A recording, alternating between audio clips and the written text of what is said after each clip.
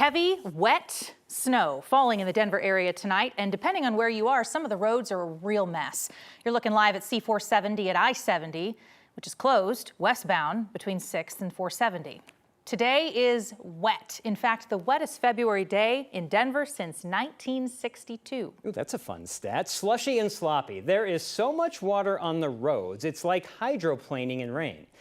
Didn't have to go far to see accidents. I saw one on my way in, just at 3rd and Logan, just right by the studios. Berthoud Pass is closing overnight starting at 5:30. CDOT will be closing a section of the road between Berthoud Falls and Winter Park. With all this snow, crews are doing winter maintenance on that road, and they hope to reopen the pass early tomorrow for ski traffic. What rhymes with DIA? Please tell me you shouted delay. So far, 823 flights have been delayed coming in or leaving the airport. Cancellation does not rhyme with DIA, but there have been more than 150 of those. Even with all this mess, you got to have a little bit of fun.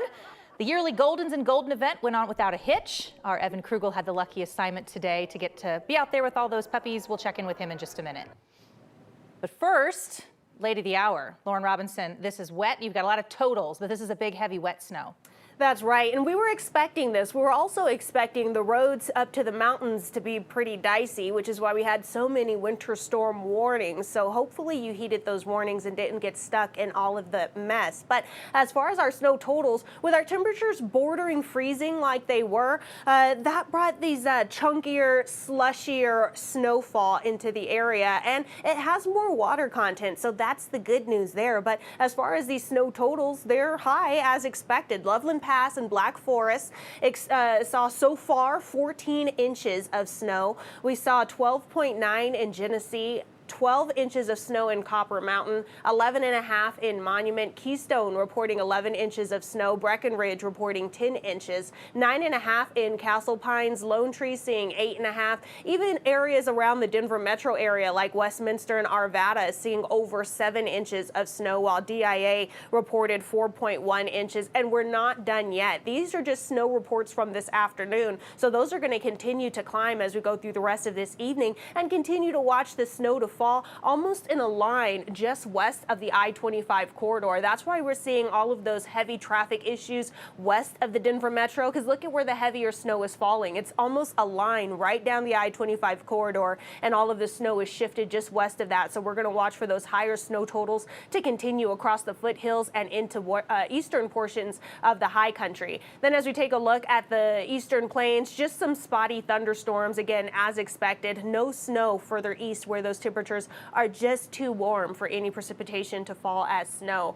But let's zoom in a bit here where we could take a look into a Denver metro area where we can see where that line of snow and no snow is. Again, the I-25 corridor is a good frame of reference. Everything west of that still seeing snow. That includes Broomfield, Arvada, Lakewood, Highlands Ranch, even into the foothills like Conifer, Evergreen, Boulder, Golden. We're going to watch for that snow to continue there. We're also going to continue to watch for that snow to start to clear up down in Castle Rock. You can see it there toward the bottom of your screen, and that's also where we have 9 News reporter Lauren Scafidi reporting out in Castle Rock. So show us what you got there, Lauren.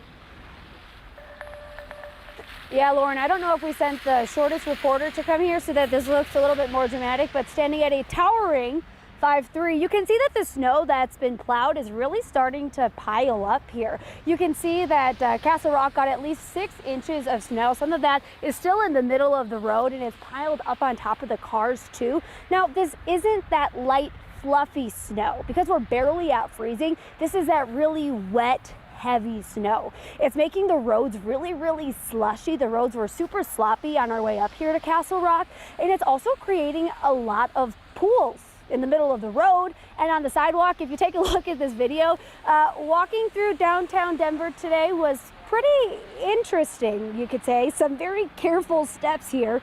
Driving through those puddles was messy too. The splashes completely covered our windshield at some points. People were outside squeegeeing the sidewalk because there was so much water.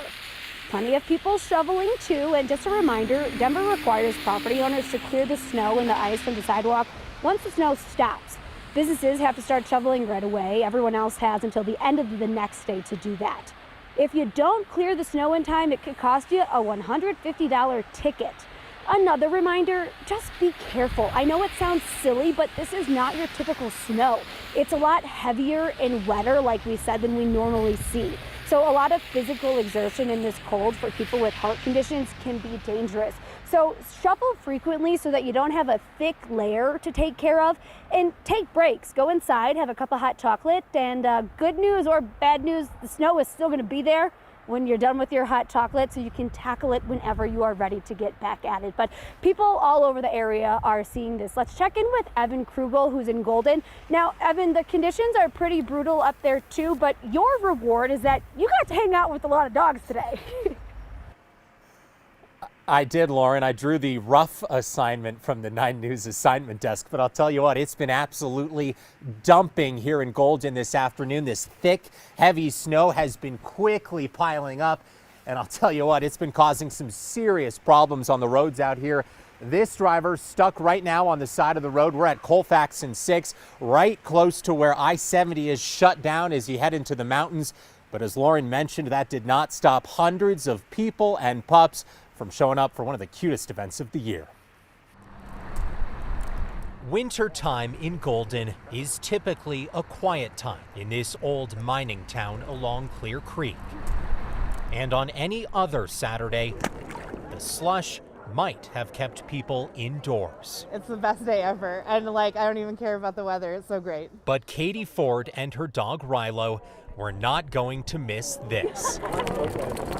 Thousands of soggy doggies living their best life at the annual Goldens in Golden event. I just feel like my heart's exploding. They're so cute. Every one of them is just so cute. Good boy, you gonna get a treat? Charlie Alfrey brought Boss all the way from Florida There you go, bud. just for the event, and he wasn't the only dog here seeing snow for the first time. If you could see the smile on his face, it's bigger than ours. Pup cups, pup cups. It's the first year it's ever snowed during Goldens in Golden, but organizers say canceling it was never an option. It just shows how much people love this event if they're willing to brave the weather and come see us. Yeah, you should be prepared for it because it's Colorado. And while it might be hard to smell through your TV, the scent of soaked pups was well worth it You ready for your close-up, Goldens? as they lined up for the cutest photo of the year. Here we go. A golden photo op capping off a wet and wild day. Yeah!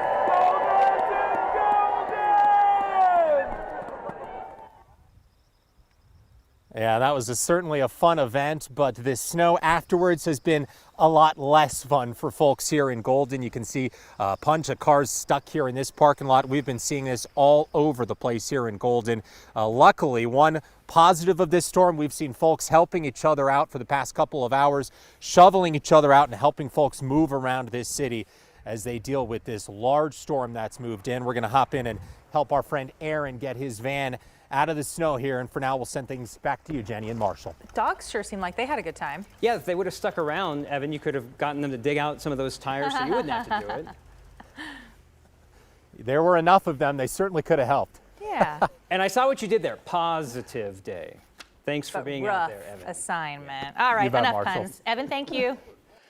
The weather provided an appropriate backdrop for protesters trying to prove a point about a recent decision by Denver's mayor.